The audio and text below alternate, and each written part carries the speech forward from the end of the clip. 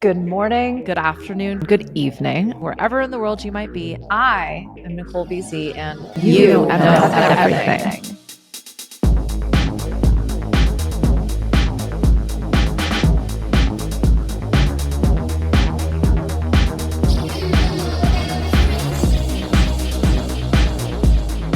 Hey, I don't know how to intro these anymore because the intro says hello, good afternoon, good morning, good evening, wherever in the world you may be, right? So I'm just like repeating myself, but then it's just an awkward jump in. So, hi, here we are, putting the awk back in awkward. You're welcome. I have a new role where I'm actually using it's like a hybrid experience. It's something I've been working on and creating for like a year. And I'm really, really excited to be working within an organization and also as the executive coach and for a handful of the different leaders. It's a super fun hybrid of both like consulting and coaching, but I'm wearing very separate hats. But I get to see the internal workings of this organization. I get to see the impact of my coaching with these leaders in real time with their teams. And it's interesting because it's showing me a whole nother side of my work. And it's beginning to make me wonder if I should only move forward like this, because I think the impact that my personal relationship as a coach will be exponentially increased. But to work with somebody one-on-one and then see them out in the wild, it's really helping me refine my own skills, but it's maximizing the client results, right? So anywho, the reason I'm talking about this is that I have an email and I have a title, and I think titles are hilarious. And so every time I send an email, I change my title, like putting the fun back in fundraising, awk back in awkward. Okay, so that was a really great story to begin with, BZ. Thanks. Thank you for being here. Thank you for sticking that one out. We are going to talk about one of my favorite things ever. And I can't remember at this point if I've talked about this in a podcast episode or not. This was massive for me. This has been one of my biggest hurdles to overcome in life and in leadership and in business and in everything that I do with anybody ever, including myself. Like this idea that we change our minds, which means we will break our promises, has been an Achilles heel for me for as long as I can remember. As a child, I can remember an adult telling me one thing and then another thing occurring and thinking to myself, I will never believe another word that comes out of your stupid mouth. I don't know that I ever really changed that knee-jerk reaction to someone simply changing their mind. But I made it mean that they were a liar and a thief and the worst thing on earth. And if I ever did that, that made me the same. And you know what? Sometimes we just change our freaking minds. And it's as simple as that. And the kicker is sometimes, and I'm going to go so far as to say more often than not, we do that for very good reasons. We should change our minds. We should evolve. So I had some fun with the title Hypocrisy, Autocracy. That was me. And I was on a personal mission to eliminate any hypocrisy in this entire world and holding people to an impossible standard, which is nothing changes. And you knew how much I like change. So when your thoughts deceive you, AKA change, right? When you change your mind, when situations change, I talk a lot about it because, I'm so invested in values, but as you grow and evolve, and what I'm certainly experiencing, as you kick bigger, badder, crazier goals, your values will evolve because you no longer need the same things that you did. And perhaps the things that were so important to you just aren't anymore. This is where Ray Dalio and I could get into a sparring match on principles versus values. And I welcome that, Ray. Let's go. But in the interim, recognize that your words, your commitments, your plans, your ideas will change. And the only thing that's problematic about that is that you deny the previous version of yourself the witnessing and awareness around, oh, sweetie, I see you. And you were really great and really special. Can you trust me, present version of me now, to do what I need to do, despite the fact it is in contradiction to what we already agreed upon? Okay, great. Thanks. Now, this can be very problematic. Do not get me wrong. So we're going to dig into that, right? Because this is, I think, where gaslighting happens. This is where self-doubt lives. This is where disagreements and assumptions and debate and deceivement can occur. So I'm hopefully going to unpack all of those. I'm also kind of winging it as I go. And so just holding myself accountable there and recognizing some things may change, including my own ability to focus and make my point. So fingers crossed, let's get into it.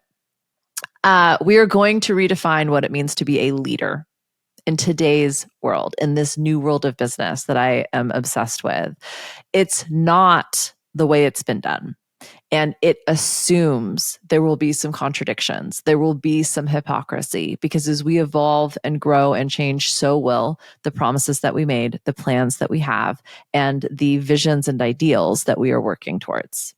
So this is all about being able to contradict yourself in a way that feels inclusive, to how to admit that you were wrong without second guessing or gaslighting yourself, right? And what a true pivot is really all about. And it's simply course correcting towards a better destination. So if you've ever been worried that changing your strategy or changing your mind means you're a flake, you're uncommitted, you don't know what you want, that you are destined for failure, this is definitely for you. We are going to debunk these myths and show you how powerful and necessary being flexible and vulnerable in leadership truly are. So, before I even get into it, I just want to know, when was the last time you changed your mind about something? Maybe it was in business, maybe it was just in life. Definitely comment below or comment on this particular episode or email me hello@NicoleBC.com. Really curious what that change in mind felt like. And now with 2020 hindsight, what do you see? Changing your mind is a skill set. It is, and as soon as I said that, I heard a bunch of you go like, I change my mind every 3 seconds. Like, what the fuck are you talking about? But there's a difference between really tossing something over and asking, like, is this what I want? Is that what I want? How's this going to look? How's this going to impact? Blah, blah, blah, blah, right? That's decision making. There's a different episode for that. This is post decision. Truly, once you step something out and then you take a few steps and you're like, oh shit, this is not where I want to be going. So when we recognize just that simple point of awareness, this isn't going the way I expected. Essentially, we're admitting we were wrong.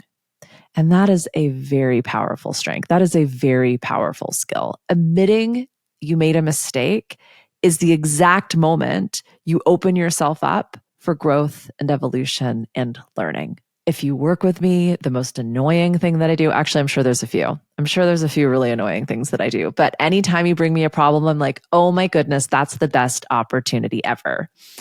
And what I'm suggesting is simply that didn't go right.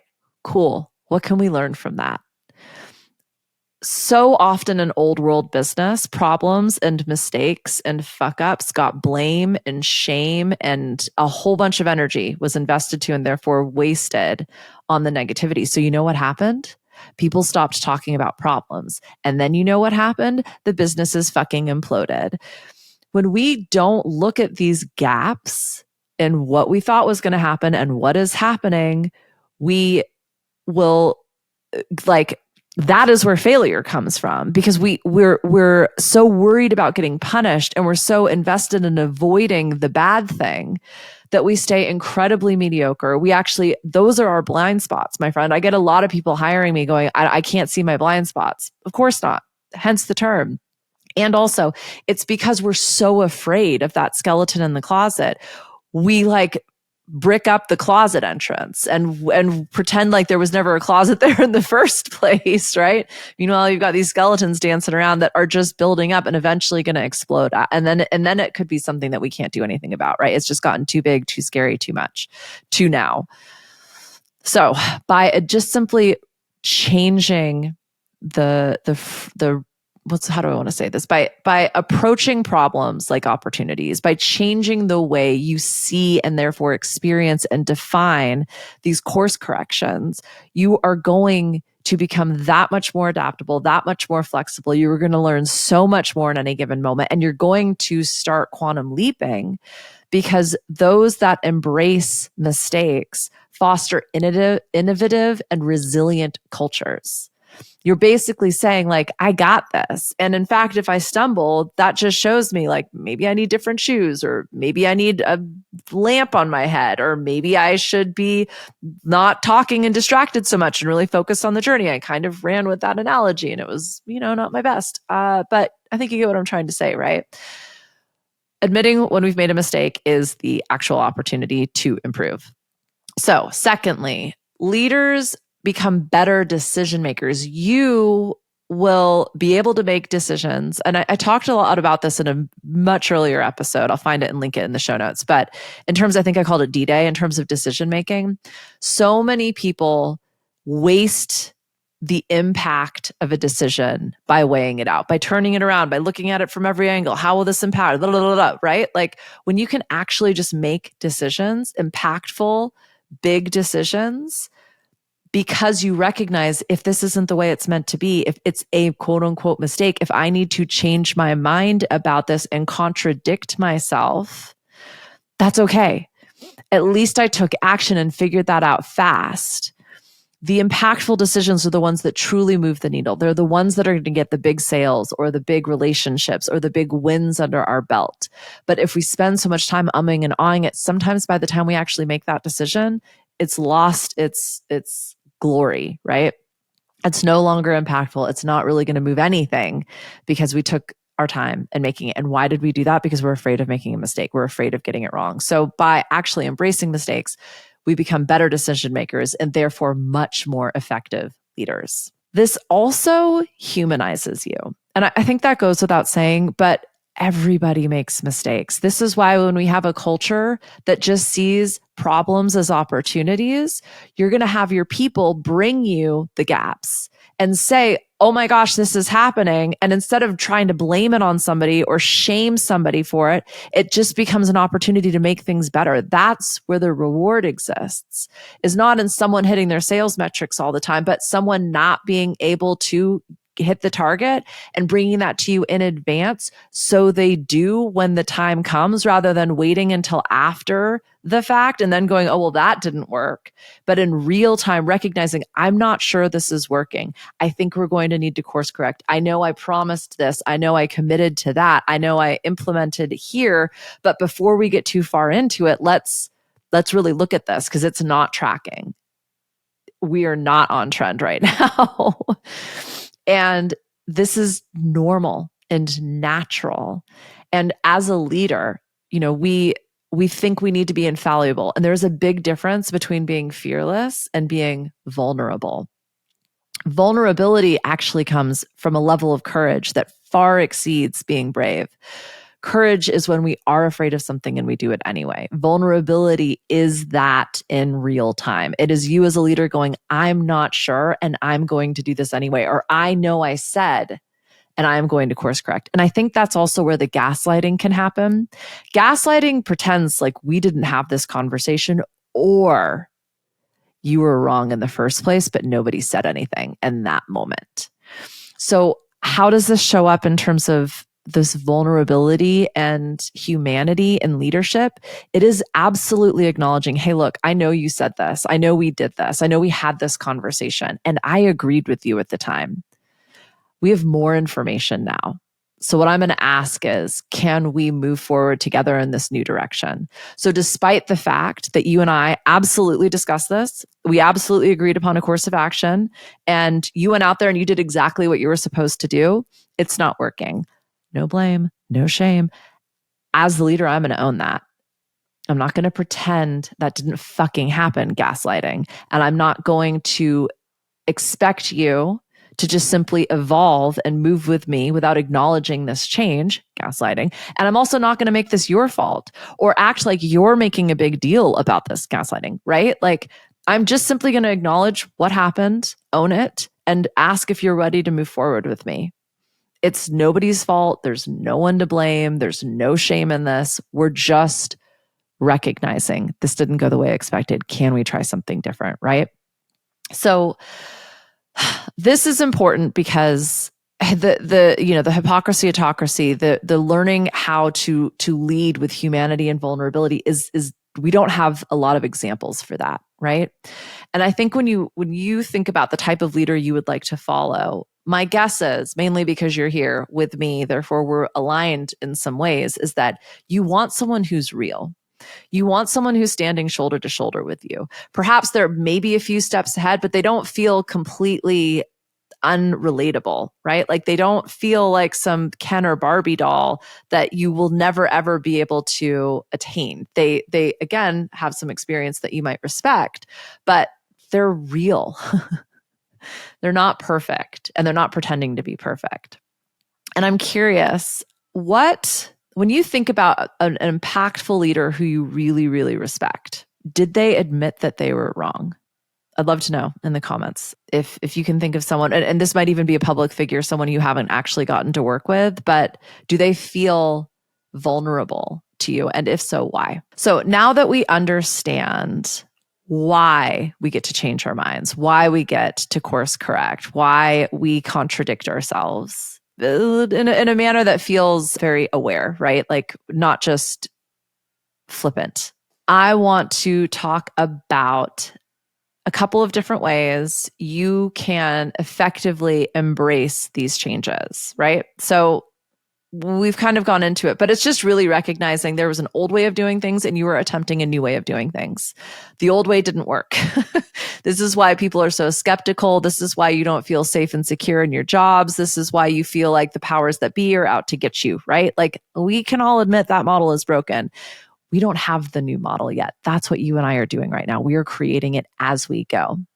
So historically, leaders never admitted wrongdoing, but studies have shown that such an approach often led to these toxic environments and stagnant growth. So are you willing to lead by example? And in this new world business building that you're doing, are you willing to actually step into the leadership role that you would want to follow? Demonstrate the problems or opportunities, tackle challenges head on, and change course as needed. This will be the powerful example that you set for your team. So it is going to take that ability to recognize when something isn't going well and truly feel that as an opportunity. So there's going to be an emotional ride that happens when the expectation's not met. I talked about this in the last episode, the disappointment. And once that ride has subsided and slowed down and you're in a neutral space, that's where this leadership opportunity occurs, right? So by embracing your vulnerability, by embracing your humanity, you are letting yourself actually be truly you. And of course, you're going to change your mind. Of course, you're going to get distracted. Of course, better opportunities are going to shoot across your bow. And when you have the capacity and the respect for what those are, which are great ideas, you can course correct and make space for them without contradicting yourself, without feeling dishonest, without gaslighting you or any of the plans that you've had, let alone the people that are around you. So I would love to know if any one of these strategies resonated with you, if this particular concept resonated with you. Like I said, I think about this and I toss this over a lot as someone who integrity and authenticity are incredibly important to me, but I recognize I am ever evolving. And so something that I said and committed to even 5 minutes ago just might not apply anymore. And I'm going to go on a little rant. I think I talked a little bit about this in It's Giving Cult, but this is where like the best salesmen can actually authentically operate from, because they believe what they're saying the most, and they are very aware that in 5 minutes, what they're saying no longer applies. They very effectively toe that line of recognizing and wholly believing in every word that's coming out of their mouth and then not being attached to that commitment or that agreement or that promise at all. And, when people ask, like, how do they do it? That's how. They have this confidence and this agility in their moment to moment reality creation. And I have the utmost respect for it. I tend to think probably a little too much in terms of my own words and commitments. And I think I can white knuckle something and stay very invested in what I said I was going to do. And I am holding my own self accountable in that and recognizing that I've definitely held myself back because I was worried about what other people would think. I didn't want to be unfair. I didn't want to be unjust. I didn't want to contradict myself because then that would make me a liar, right? And I've very much been playing with this idea that I am allowed to change and evolve. And that does mean that things that I've said and plans that I've made, and the person editing this and the people that help me and are closest to me in my life absolutely recognize, like, you could accuse me of shiny object syndrome. I like to think of it as the squirrels that are fantastic ideas, and I'll either play with them if they feel worth like playing with, or I'll put them in my little squirrel cage to be played with at a later date when it makes more sense. But course correcting is the name of building, and you have full permission to change your mind, to get distracted, to play with new ideas, and own it. Recognize that you are ever evolving and things will change, and sharing that with the people who do depend on you, recognizing that every agreement, every commitment, every contract, every plan is actually meant to be broken because everything should be changing, and ideally changing for the best. And therefore we should be recognizing that and adapting all of our plans and commitments and promises and relationships accordingly. So that was a quick one. My goal is, like, honestly, I kind of feel like 20-ish minutes is a sweet spot. So I'm kind of getting back to that. I think for a minute there, they were all like 40 minutes.